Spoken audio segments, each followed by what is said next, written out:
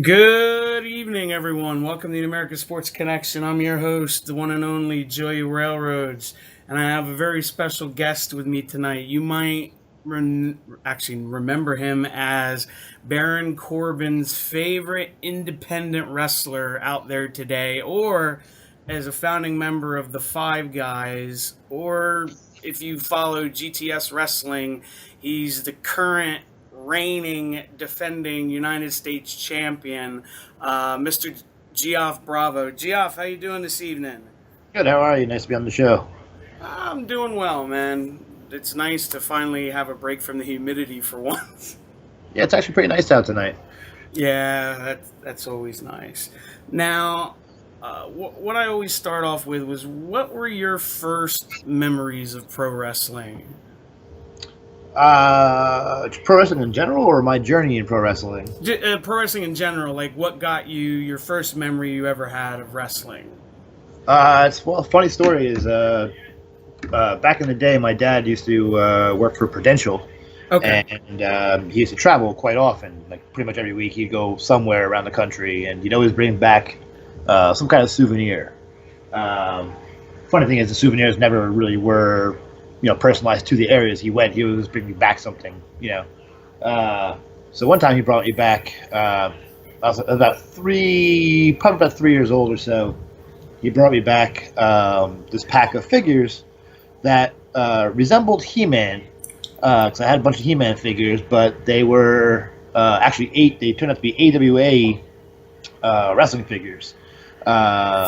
I'm old, so the AWA had action figures back in the day. Uh, and they were about the same size as the He-Man figures, and they were all muscly, except for two of them, which one of them was Kurt Hennig, and the other one was Baron von Raschke. However, Baron von Raschke was a bald-headed, kind of evil-looking dude, and he had the long black tights and the claw hand, and then also in the pack came the Road Warriors. So they were, face painted with the mohawk and the haircut, that Hawk had and everything. So, um, the three, Baron von Raschke and the Road Warriors, helped Skeletor, and the rest of the evil He-Man figures, Battle He-Man and stuff. And Kurt Hennig just kind of fell into place, with Man at Arms and He-Man, on the good guy's side. So eventually, I started watching kind of cartoons, and Saturday morning cartoons after cartoons went off, had WWF. So then I realized that the guys that my dad brought back were not He-Man figures, but they were wrestlers. And somehow I just started getting hooked on wrestling. I don't know what exactly, drew me to it exactly, but, I had the figures and, thumb wrestlers and the Hulk Hogan's Rock and Wrestling cartoon was on at the time, and the whole Rock and Wrestling thing was exploding at the time. It was like, everything was happening, right when I was growing up. So, everything was kind of caught on, and just never let it go. Just kind of, I'm not gonna say how old I am exactly right now, but I'm older than a lot of people, and I'm still not as enthused as I was, but definitely, definitely still a fan, and not just a fan, but it drew me to do it. So, Yeah, well, who were you a fan of growing up? I mean, growing up, I never really liked, always even in cartoons and sitcoms and stuff like that. I never liked the top guy. I always, like watching the Muppets. I never liked Kermit. I liked Gonzo and Animal and Fozzie. Watching Mickey Mouse. I liked Goofy and Pluto and Donald Duck. So I wasn't really a Hulk Hogan guy growing up. Pretty much always watched WWF up until WCW. Was pretty big, and I was actually a WCW guy for most of their existence. But growing up, I was kind of like a snooker guy and Junkyard Dog. I was big into Junkyard Dog, Ricky the Dragon Steamboat, the British Bulldogs, the Killer Bees. You know, um, Trying to think who else. I kind of like some obscure guys like Billy Jack Haynes and Who's lost his friggin' mind? yeah, I mean, a lot of guys have over the years, but it's funny, kind of I mean, I was big into Macho back in the day too, Macho Man. But looking back on it now, watching WWE Network and going back and reminiscing about the past and stuff like that, I have more appreciation for the heels because, they mean $1 Million Man, Honky Tonk Man, Greg the Hammer Valentine, even, they were just amazing heels, and they helped enhance the baby faces just so much more. And like even like Haku, the Heenan family, Bobby Heenan in general, Jimmy Hart, like they just did so much, to help the faces get over. And just kind of miss that, that sense of villainy in wrestling. No, I agree with you, and I'm the same way. Like, I love it, and I could still catch them on YouTube too. They have like I think it's called an old school section on the network where like they have old like Madison Square Garden stuff when they would used to tape it for like I think it was the whatever station they had in like North Jersey and New York, because we didn't get it down here. See, I always thought that was cool. I would go back and watch it. Like they had like Hogan and Slaughter in a boot camp match, or all kind of weird shit. Well, I mean, you guys have the Spectrum. You guys have the shows. And stuff like that down there. They ran a lot. In the East Coast here, they did they Philly did the Spectrum, Boston Garden, Madison Square Garden. Long Island, Nassau Coliseum. Yeah. Those were a lot of their stomping grounds for a long time. Doing a lot of house shows and just local. For them it was kind of local. I mean, I got to, fortunately, being where I am, I'm kind of in the middle of where Philly and New York are. And my dad was from more North Jersey, so. We always kind of went to New York, and he took us to Madison Square Garden quite often when we were younger. So, I got to see, a lot of the WWF, back then, which was cool. I've been going to shows since I was a kid. So, I remember going to the Asbury Park Convention Hall and seeing a house show, and Hogan was a champ, but Hogan didn't tour, so I got to see. The main event was Hacksaw Jim Duggan versus Earthquake, which was great. So in such a small venue, and then years later, just last year, went to a house show, for NXT, at the same place, and it's just like I said, Yeah, dude, it's awesome. Now, when did you decide you were going to do this?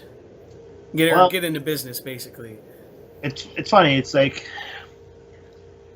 they always say you're destined to do something, and my whole life, whether I knew it or not, I kind of was always drawn to it, and everything that I've done kind of led to it eventually. I really wish I would have started earlier in life, but I started very late. I was 29 when I started. Which is very old to be doing this. Most guys when they're 29 years old, and they're not even getting looked at, by WWE, let alone breaking into the business.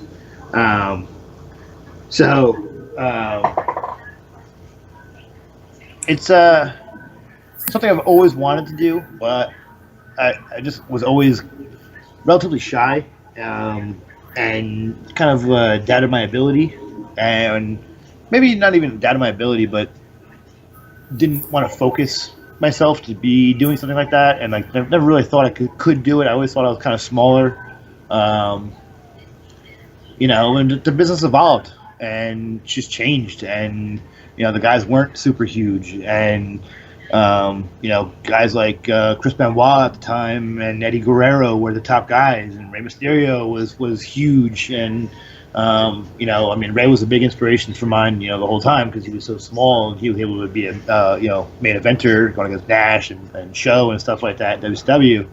And the whole cruiserweight division down there. I never really wanted to be a flippy guy, so like I never thought of myself as a cruiserweight.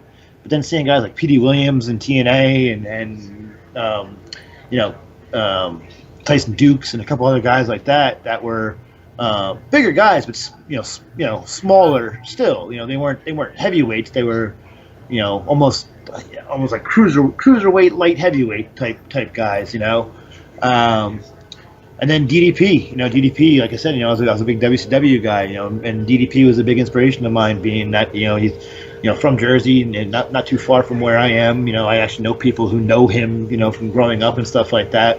And he wasn't, he wasn't young when he actually broke into wrestling. Like he was, to actually getting in the ring and wrestling. He was, involved in wrestling for a very long time. As a manager and whatever, but. He was, I think he was 41, 42 by the time he actually, got in the ring for WCW on TV. Something like that. He may have been a little bit younger than that, but I mean, he was not a spring chicken, in any means by the time he got in there. And then you look at guys like, Lou Thez was a prime specimen of a ridiculous athlete. Vern Gagne did the same thing. They were, super old. Johnny Saint, Johnny Saint's still wrestling technically. They're, much older. Lou Thez was 78 years old, I think, when he had his last match. Holy shit. So I saw someone who's 83 when he had his last match. Johnny Saint is in his 70s, and he's out, he's down at the NXT, helping people and stuff like that, training and doing guest training and stuff. So that's awesome. Times have changed, and if you can keep yourself in shape and eat right, keep yourself healthy, don't do crazy stuff. People are they're not all drugged out like they were in the 70s and 80s and stuff like that. So they're keeping themselves in better shape physically and hopefully extending their careers by they're doing good things. So being as old as I was, the size that I was, I was not super small when I first went into the Force One dojo. The very first day, I actually turned heads just by walking through the door. And by no means am I a big guy. And at that time, I was the heaviest I ever was. 222 pounds. And I was not in shape in any way, shape, or form. I was actually laid off from a job and had taken another job, but waiting to do it because it was a seasonal thing. And I was, like I said, I was always interested in doing it. And the area I grew up in, there was actually a school, Iron Mike Sharp's Wrestling Academy. However, I was never allowed to go there because my mom wouldn't sign a permission slip. And by the time I was 18, he moved, and I couldn't figure out where he was. That sucks.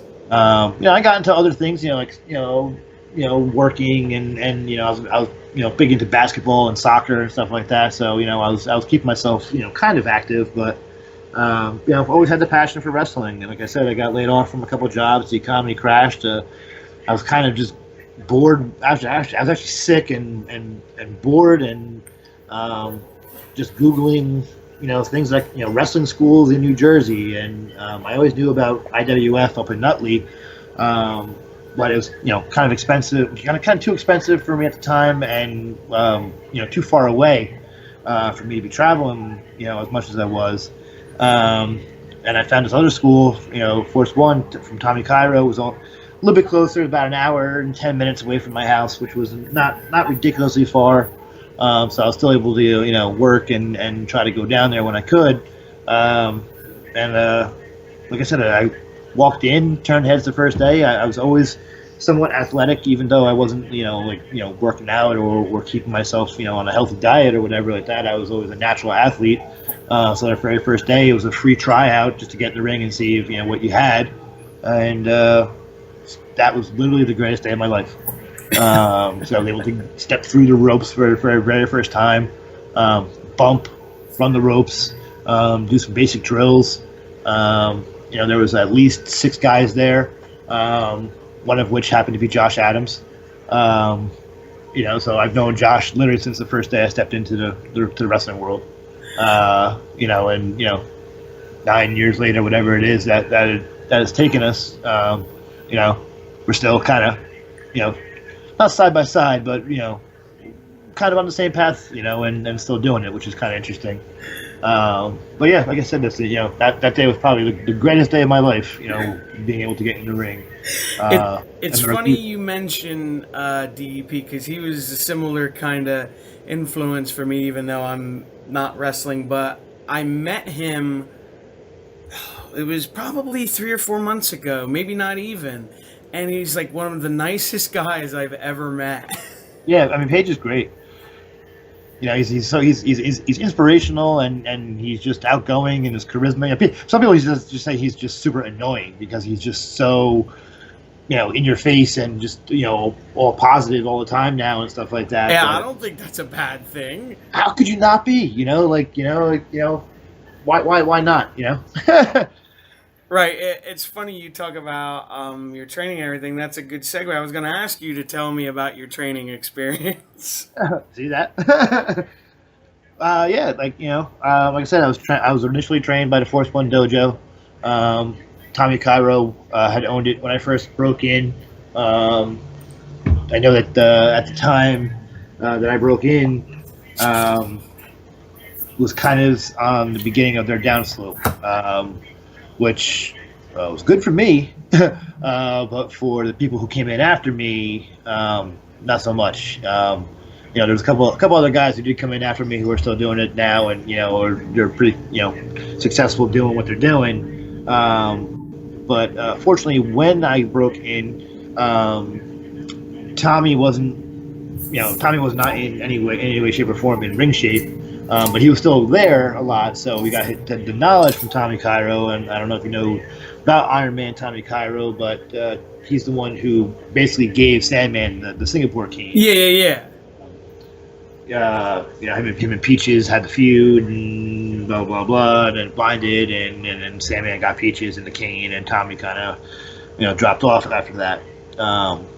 But yeah, Tommy was number 10 ranked and number 9 or 10 ranked, power lifter at one point in time. Was a Japanese shoot fighter for a minute or two. Didn't do so well, but was able to say he was. So I got some good knowledge from Tommy while he was around. And then after he left, and the other trainers that were there kind of fizzled off. The one guy who did stick around was a guy by the name of RB1, and I like to say I learned wrestling from him. I learned how to wrestle, I should say, from him, like the actual moves. He kind of taught me, and he's very good at what he did in the ring. Was a pretty decent trainer. I really appreciated his training and respected him a lot. I had a really good time with him. I still consider him a friend of mine. He's kind of moved on out of the wrestling world now. He's actually younger than me, but he retired several years ago, and he's trying to become an actor now, and he's doing some short films on YouTube and stuff like that. Check out Ricardo Segarra, Segarra on YouTube.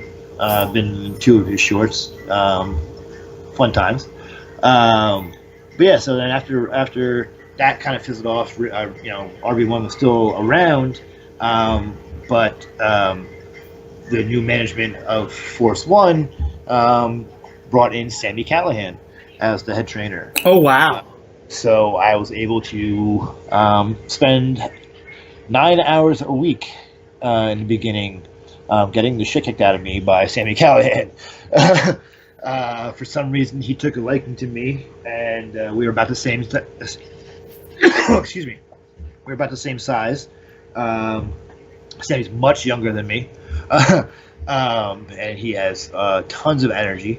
And he basically, like I said, he beat me up and taught me how to bump and to wrestle and some psychology and just to be tough in the ring. And I did learn a lot from Sammy.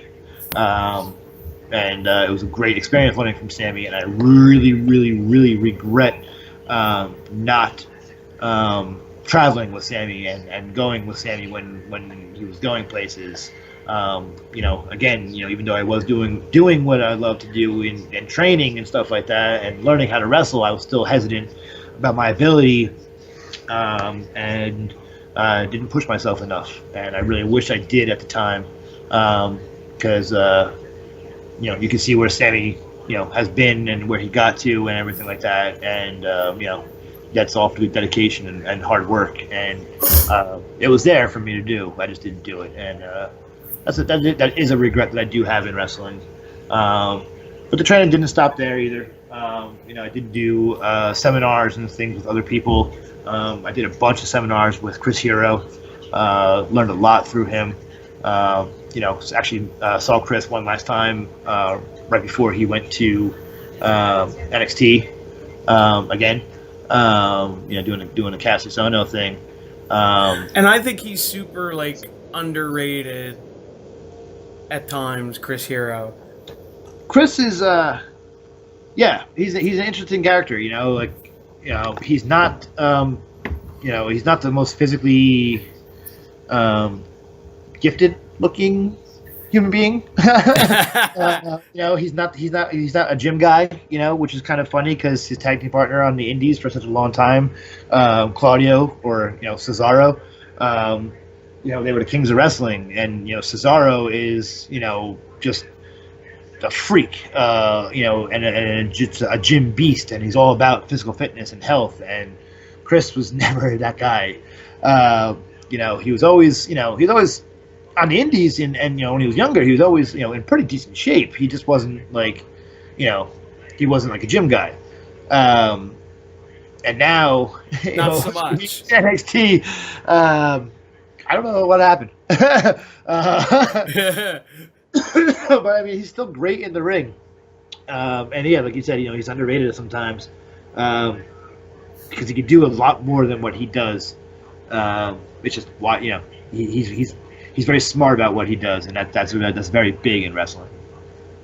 No, I agree with you. Now, you were one of the founding members of the Five Guys. How did that concept come about? Really quickly in the locker room before a show, we kind of just did it as a joke initially, and it became the biggest thing of the night. And when things happen organically, and you're doing stuff with friends, and it's fun, and you're still in the realm of professional wrestling, but you're just got there hanging out with your friends and goofing around, and it just, like I said, it just kind of organically happened, and then just kind of took off. And in the beginning, it really had some legs, and could have done more than it did. But again, like a lot of us that were in it, have been doing this for quite some time. And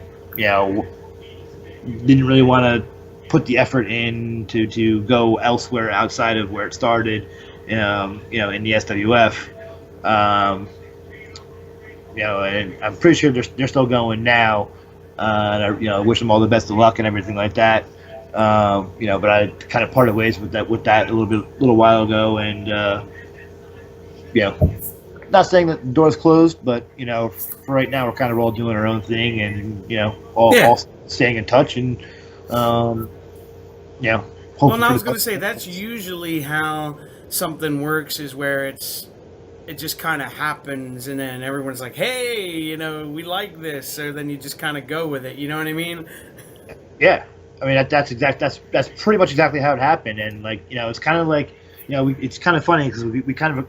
We didn't compare ourselves to anybody. We kind of associated ourselves with the likes of we're kind of a mix of the Four Horsemen, DX, and the NWO, because the Four Horsemen were the group that they were was an interesting group of characters together. When you look at it, especially the different incarnations they've had over the time. And I was kind of my core Four Horsemen were always Flair, Tully, Arn, and Barry Windham. Yes.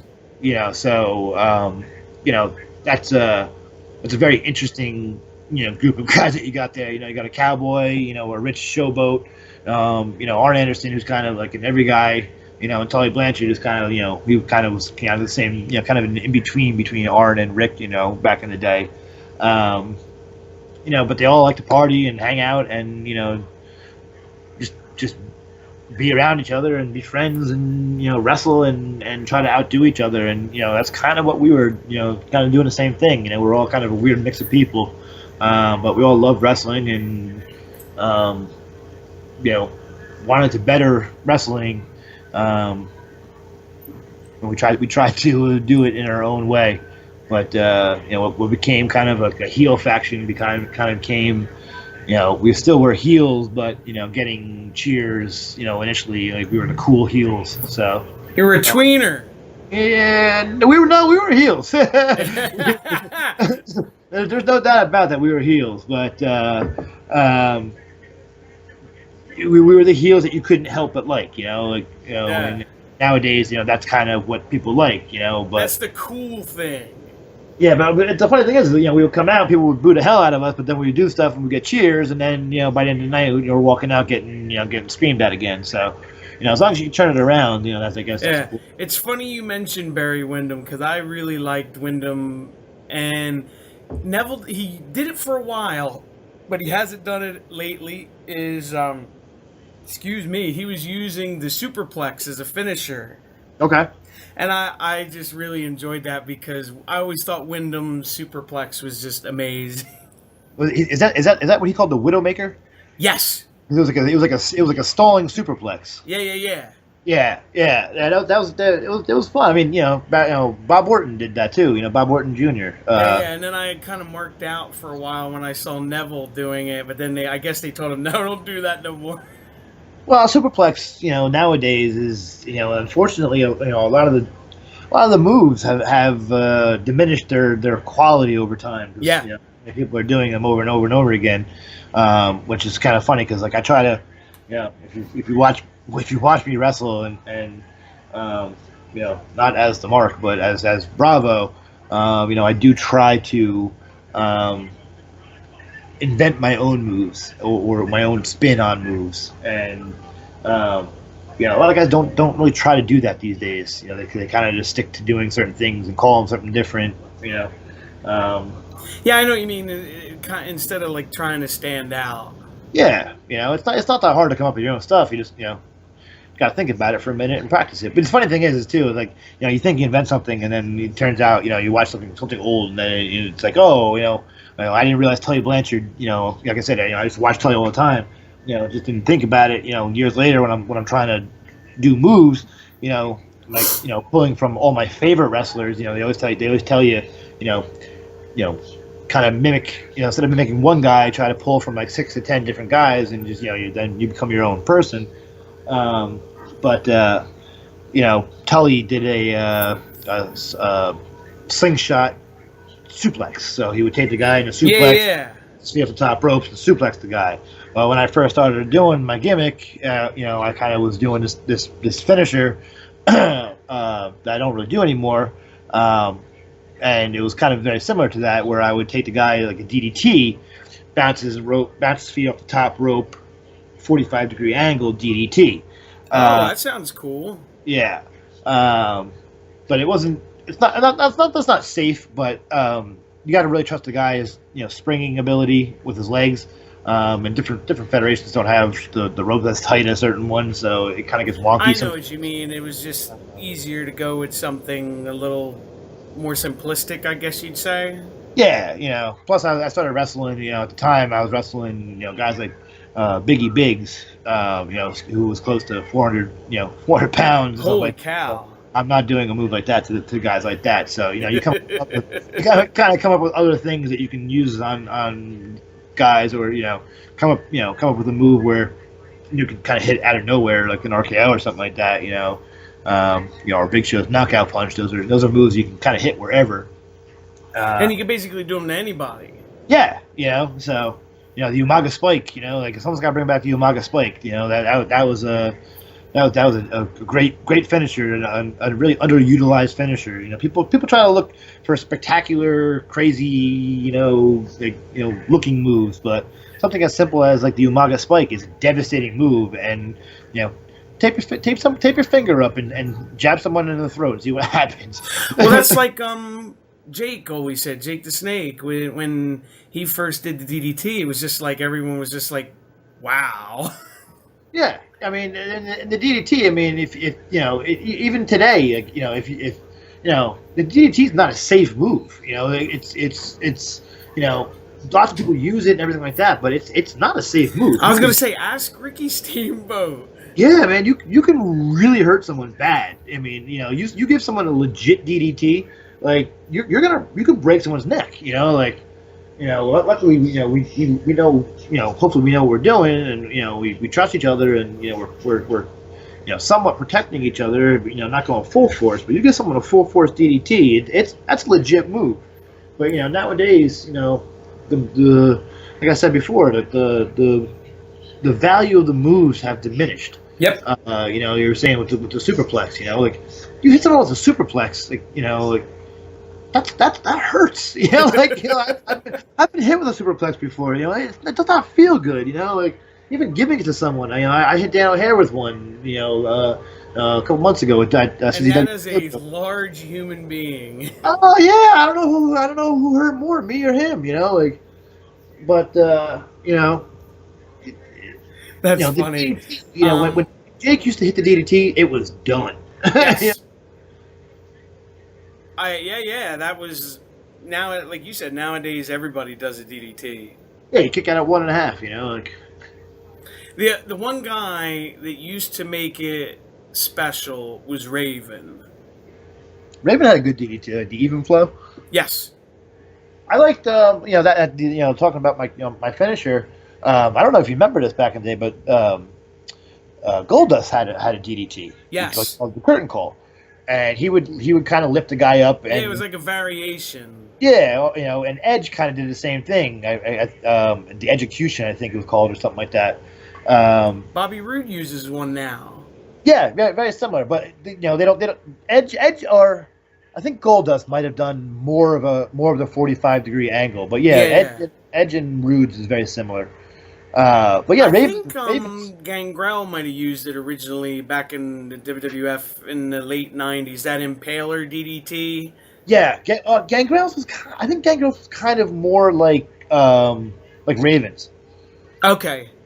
But yeah, I mean, Raven's DDT was great because he had the snap to it. Tommy Dreamer too. Tommy Dreamer had a good DDT. But yeah, I mean, like there's the podcast, the Stone Cold podcast with Paul Heyman. Stone Cold's a very big advocate about protecting moves and making moves matter and stuff like that. And they were actually talking about the DDT. And then Paul Heyman was talking about a headlock. If someone got and I always say this when I'm trying to give advice to some younger people. If you protect the move properly, and it's so hard to do nowadays, unfortunately, because it goes from the top down. It's not just a couple wrestlers. It's everybody on the roster, and it's the management and everybody. Everybody's job to protect each other and to protect moves. But if someone like Mark Henry would put a headlock on someone and really work a headlock and submit a guy with a headlock, and then use the headlock as a legit submission move. And finish people with submission with the submission headlock. 5 months from now, that submission headlock is going to be the most devastating move in the WWF. Yeah. Or wherever he is. But a guy like Mark Henry can do that. A guy like me or like a smaller cruiserweight guy is not going to be able to finish. Some. It's not going to be as believable. But a guy that's the size of arms like Mark Henry, putting a headlock on you, squeezing your head for a good 25-30 seconds until you pass out or tap out. Someone who eventually breaks that or doesn't tap out from it or whatever, that guy's going to be huge. And but still, Mark Henry's headlock is going to be the biggest thing ever. And it's a headlock. It's that simple. Like, we don't have to do Canadian destroyers and flippy doos and nothing. Yeah. Wrong with that every once in a while, but when it becomes too much. You know, you know, where are you gonna go? You know, how many times can you flip in the air before it becomes, you know, a Or DDT? where are you going? Where are you going to take it? It's like, you know what I mean. Like, how much further can you go? Yeah, you know, like Uh, but like I um, said, don't get me wrong. It's great to see, but when it's, you know, it's like talking about Andre back in the day. You know, if you used Andre too much, he's overexposed. Like, you know, Big Show doesn't get the same oohs and ahs that Andre did because you see Big Show every week. You I was know, gonna say because back then you had just syndicated television where it was only 1 or 2 hours on Saturday mornings. yeah, You know what I it's mean? so, Like I always used to say, and people would laugh, but I'm old enough to remember this. If like Hogan was on like Wrestling Challenge or Superstars, you're like, holy shit, I gotta watch this because Hogan was exactly. never on there. Yeah, you'd see him on like Saturday Night's Main Event, or like they would do a promo or something like that, but he would almost Yeah. never wrestle on those shows. Well, Promo, and I'll tell you promo this really quick because you're talking about moves and stuff, and I remember reading that Hogan said this. He said if he knew what he knew now, he would have used the sleeper as his finisher because he always said he had the biggest arms in the world. yeah, He yeah, said, and because of me dropping the fucking part of my language, the leg drop all the time, he said I gave myself a bad hip. yeah. Yeah, it's funny as he said that because like I was thinking about Hogan the other day and like like I said I do the Mark character on the GTS show. Yeah. I mark out quote unquote for different wrestlers and steal different borrow certain people's moves throughout the matches. I give them homage. That's all I'm doing. But I was trying to do it with Hogan. Now I'm the U.S. champion. I'm trying to do all U.S. guys moves. Hogan, Lex Luger, Hacksaw. So I'm trying to think of all these big power moves that I can do, and I'm like, Hogan, as big as he was, and as much as he put himself over, didn't do crazy power stuff. Nope. I could probably Warrior. tell you right now, he would do a body slam, a couple fists. Break the back. Yeah, He did. That's so weird. He Hogan was like, started off as a heel. yeah, Hogan started off in the AWA as a heel, where he was managed by Classy Freddie Blassie. yeah. It's just so weird when you go like you talk about it. You go back and watch it. You're like, wow, it's so strange how like Hogan would work. He like kind of worked like a bad guy. No, he was a heel. He worked as a heel the entire time. He would punch you in the face repeatedly. You would turn your back. He'd break your back. He'd rub your eyes on the ring ropes. He would use chairs. Hogan used chairs all the time.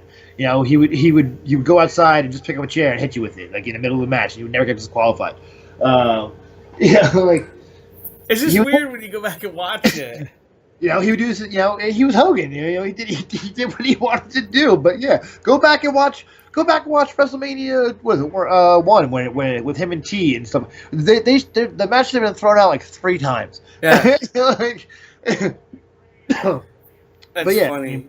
We kind of got off on a tangent, but yeah, it was. No, that's okay. The idea of protecting everything. Like the more you see something, the less it's going to mean, the less you're going to want to see it. Yeah. And it's the whole idea, with songs and stuff like that. It's like, oh, this song's played out. Well, the moves get played out, and the more and more you see the moves, and the more you see, certain, attraction wrestlers, the less meaningful that they become.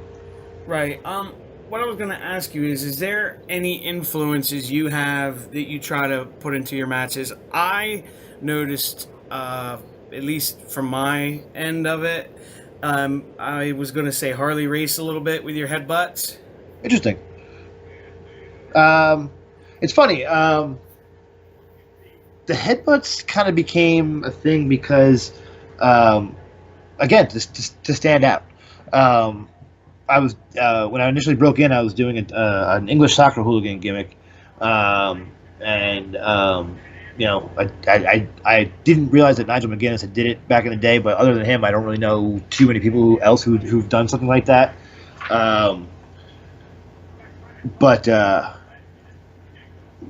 Hooligans, or at least the myth of hooligans, they're the rough, tough guys. Then they throw headbutts and stuff like that. So I started doing different variations of headbutts, as opposed to punching.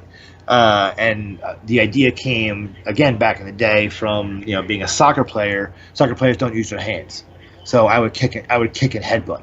I wouldn't punch. And but if I was a heel and the ref turned his back, I would punch in the face like 10 times. But so the headbutts kind of came from that, not from any specific wrestler, because a lot of times the headbutts, like other than Harley Race, Barbarian, the Warlord, maybe he might have been the only white guy that I know that. But like Samoans, very few. Junkyard Dog used the headbutt. Bubba Brazil back in the day used the cocoa butt. It wasn't headbutts are not, well, at the time headbutts were not really a popular thing. And then all of a sudden I started using headbutts, and then next thing headbutts are like the new fad. So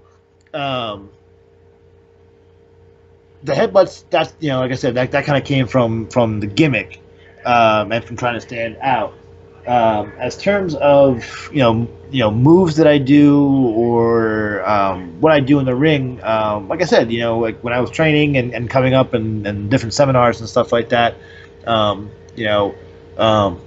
they tell you to kind of don't use one guy as an influence. Use several different guys as influences. So I've kind of taken favorite wrestlers of mine throughout the years and kind of pick and chose and to kind of mimic here and there what I do. So I kind of steal a little bit from The Rock here and there, and if you watch my GTS stuff, you can see I steal most of my stuff from The Rock. In my opinion, The Rock is and I always get critique about this, but in my opinion, The Rock is the greatest wrestler in the history of the sport. He had everything that a professional wrestler / sports entertainer should have. He had athleticism. His matches were never boring. He can go. He can go long matches. He can give you short matches. He can do hardcore matches if you wanted to. If you go back to his feud with Mick Foley and watch him bash Mick Foley in the head 30 times with a steel chair, Rock did not care. He did Hell in a Cell matches. He did, he did it all. He can entertain. He was a big guy. He can go. He can move. He was, he was great. Him and Kurt Angle, in my opinion, are two of the greatest professional wrestlers in the history of the sport. I'm just saying he had charisma. Yeah, the charisma. Charisma is huge. Wrestling is 60. I've been saying recently, wrestling 60% physical, 40% mental, and part of that mental is your charisma and your how to work your gimmick and how to work your crowd and to work your angle. And if you're a lot of guys nowadays, going back to the heel thing, a lot of guys nowadays are afraid to be a heel. They want to be a heel, but they're afraid to be the heel because they want to be the cool heel and they want people to like them still, but they're the bad guy. Your job as a heel is not to be liked. Your job as a heel is to be hated. So if people are talking shit about you on social media and are using, your gimmick name, don't be offended by that. You're doing your job properly. Congratulations. Mm-hmm. That's the idea. Back in the day, like Harley Race would say, or Sergeant Slaughter when he turned, anti-American, would get death threats. He had to move his family out of their home because people were like talking about going to his house and killing his family and him. Because he was doing his job so well that people legitimately wanted to kill him. Don't want that to happen to anybody, but as a heel, your job is to get people to want to kill you and to hate you and to boo you and to cheer the babyface just because they get up on you or because they can outdo you or they win, and ha to the heel. Boo to you, I won. And when heel wins, they should win dastardly. Heels shouldn't always have to go over clean. They should win some sort of cheating, dastardly fashion. It doesn't always have to be hold it tights or foot on the ropes or poke in the eye and whatever, or a weapon or whatever like that. But there's something that can set up the finish to that. You can still hit him with your finisher or whatever, but something that happens right before that is dastardly. No, I agree with you. Tell me how the Mark character kind of came about, and you getting on GTS wrestling. Well, the GTS wrestling, I met Grim uh, through SWF when he first came on to SWF. Um, we really didn't know about him. I just knew that he had a YouTube show that had a lot of followers, and we were hoping to draw some attendance Yeah. through that. Um, and he's local. I didn't realize that we actually kind of not grew up together, but he's about my age. He's actually a little bit older than me, like just by a little bit. But we went to the same school. And I didn't realize that he was a year ahead of me. But so he was local. I kind of had talked to him about doing the show, but at the time I was kind of skeptical about doing it because I wasn't sure about it being kind of quote unquote backyard. I didn't think a lot of his wrestlers were trained.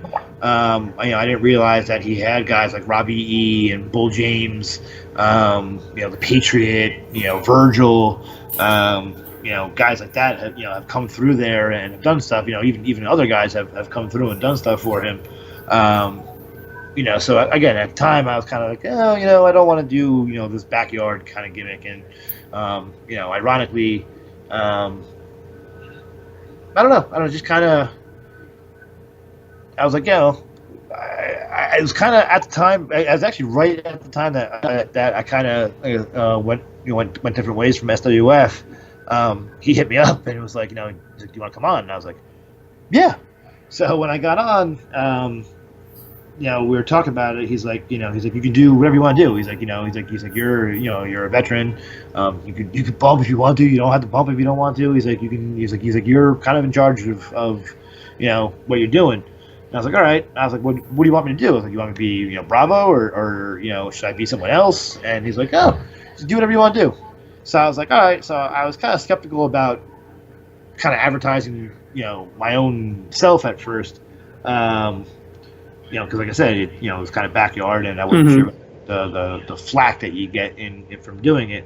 Wrestling is kind of political, so I was like, I kind of had this character, growing up in wrestling, you always think about different guys and stuff like that. And ironically, when I did do backyard when I was in sixth and seventh grade.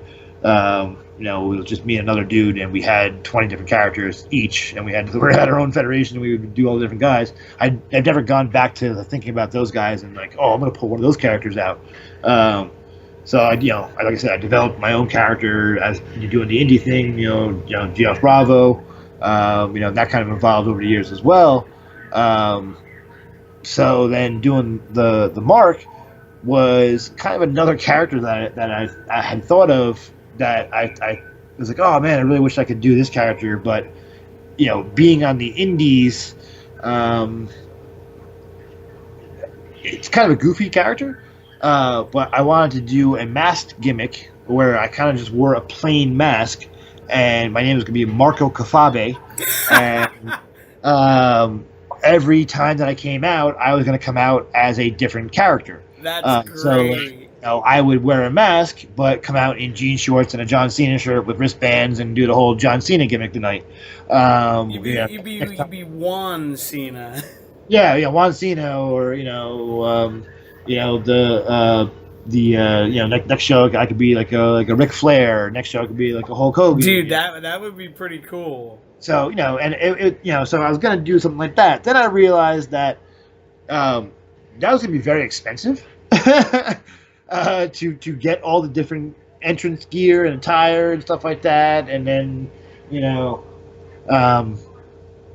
like I said, it's fun to do, and like it would kind of work now, and like I'm more comfortable doing what I'm doing, so like being a goofball actually kind of gets over nowadays. Billy Danvers, exactly. Yeah. So it wouldn't be too outrageous to do something like that, especially at Dojo Wars. That would be kind of a funny gimmick to do. Emma would love that. Yeah, he would mark out for that. Oh, totally. And that's the funny thing, the whole mark out thing. So I was like, I'll be, when I went on the Grims, I was like, I'll be, because like everybody on, it's funny because I get flack for this all the time for copying guys to stuff. But everybody that's on Grims is kind of a copy of a guy if you really look at it. Like Bonifer doesn't like to say that he's Pete Dunne, but he tries to model himself after Fit Finley. So that's the same character technically. So. And Grims. I look at it like this. It might, and I'm being honest as I say that. It's not my particular cup of tea, but you're being exposed to. I don't know how many subscribers Grim has right at this moment, but it's a lot of fucking people. Yeah. Yeah, he's got a lot of people on there, and doing what I'm doing, is helping me. It's kind of funny, because I go on there as the Mark, and it's initially it's a take on The Rock, I could totally see that. And I was having fun with it, and it's mostly that in the beginning, and then I was like, well, I'll be the Mark, but I'll start marking out and start doing other things. So just instead of just doing the posing. Before I do like the Marky's elbow, I do. Now I'm doing more and more gimmicks throughout the match. The whole Baron Corbin thing helped too because I started doing the end of days and what's that other stupid thing that he does? The side slam kind of thing. Yeah, I really can't think of the deep six. Yes, thank you. I couldn't. It was on the tip of my tongue. The one guy at Dojo Wars. I don't even know if he does it, but he tell me to do the heart punch. So I did. I actually do the heart. He doesn't do it. I do the heart headbutt anyway. So for him, I do the heart punch, or the heart headbutt. I remember me and Mark Callis doing that. But yeah, so. That's kind of where it came from, and it's that in itself is evolving as well now too. Because I've noticed just from me being at shows that you've been at, you're getting more recognized as the Mark. Oh, it's funny when I go to shows, I'll be walking around, trying to I like to mingle, and try to sell merch. So I'll walk around the crowd and stuff like that, and someone will yell, "Hey, Mark." And I'll turn around real quick and not acknowledge them completely, but I'll look around real quick to make sure that they're not trying to call someone named Mark.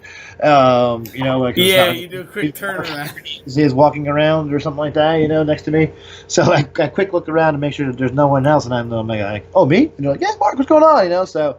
I tell people, even my trainer RV1, he messaged me. He's like, I found this weird YouTube show, and there's this guy called the Mark on it. He looks oddly familiar to me, and he's like, dude, it's awesome.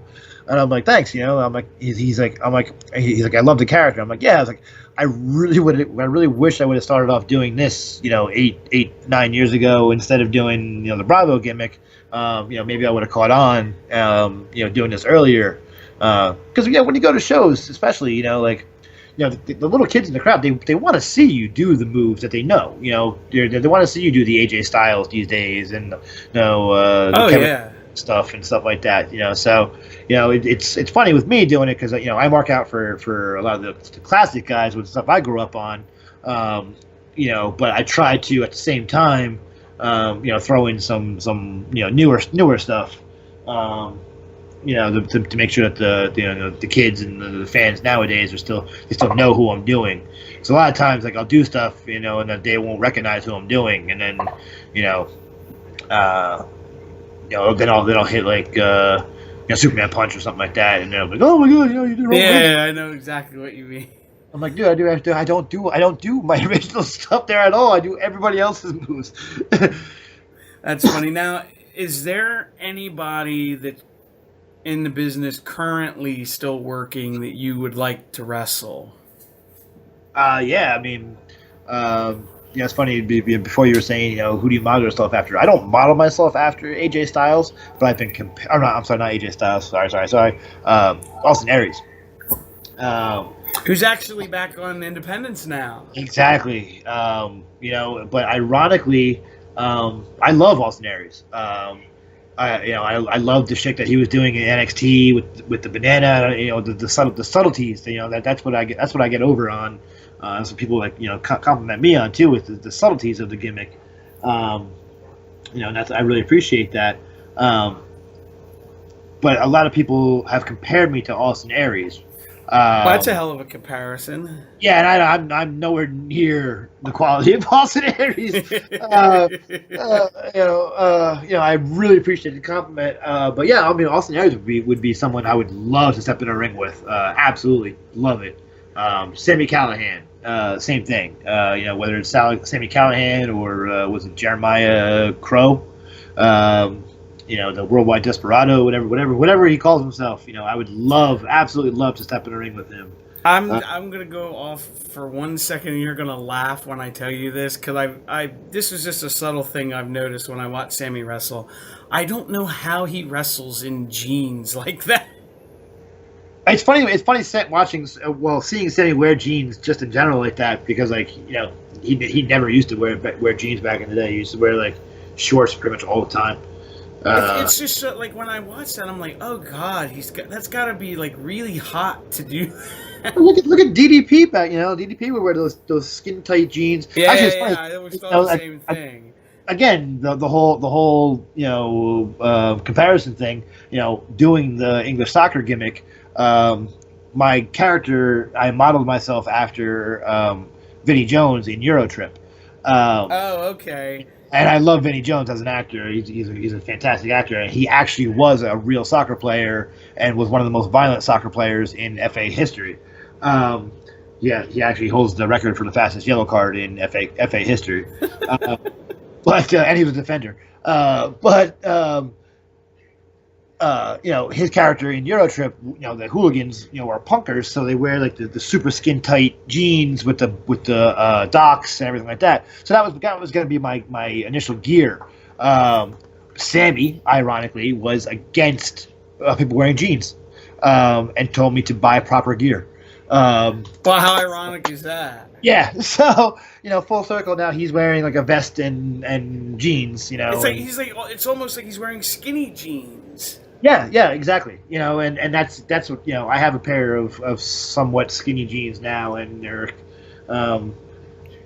straight leg or whatever they're called. But they're kind of stretchy. They're kind of stretchy, so they're actually I thought about trying to wear them in the ring, but I don't. All growing up, I always thought when I become a wrestler, I'm gonna wear long tights, just like Ricky the Dragon Steamboat. Yeah. No. I don't want to wear. The less I can wear in the ring, the better off I am, because it gets fucking hot in there. That's what I was thinking. It was Sammy and oh god, one of the Chris brothers wears them super tight, and I'm just like, Jesus Christ, he's got to be dying in this. Yeah.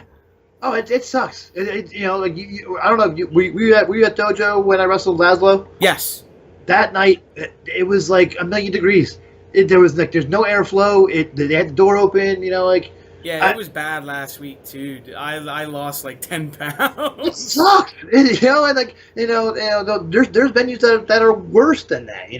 Oh dear God. Yeah, and you're just sitting in the crowd, and imagine trying to go in there and you're trying to move around, and you're trying to you're gasping for air after a couple minutes. And yeah.